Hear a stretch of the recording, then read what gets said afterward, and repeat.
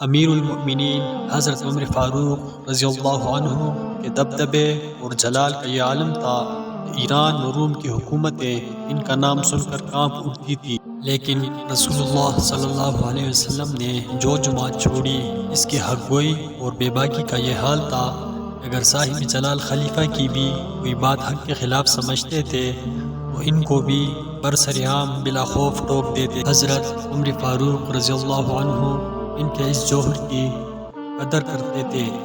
وہ تو خود بے خوف اور بے باک تھے ہی، دوسرے مسلمانوں کو بھی حق گوئی سکھانے کی کوشش کرتے تھے۔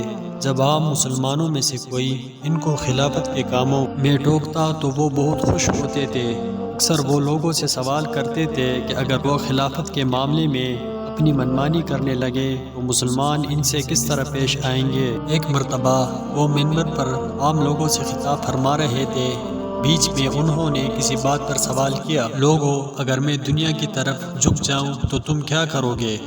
ایک صحابی نے اپنی تلوار کی طرف اشارہ کر کے کہا، یہ تلوار آپ کا سر اڑا دے گی۔ حضرت عمر فاروق رضی اللہ عنہ نے ان کو آزمانے کے لیے سخت لہجے میں کہا، کیا تم کو معلوم نہیں تم کس سے بات کر رہے ہو؟ کہا، ہاں میں جانتا ہوں، میں امیر المؤمنین سے بات کر رہا ہوں، اگر وہ دنیا کی طرف جھکے تو یہ تلوار ان کا سر اڑا دے گی۔ حضرت عمر رضی اللہ عنہ نے فرمایا، اللہ کا شکر ہے میری قوم میں ابھی ایسے لوگ موجود ہیں جو میرے ٹھیڑے چلنے پر مجھے سیدھا کر سکتے ہیں۔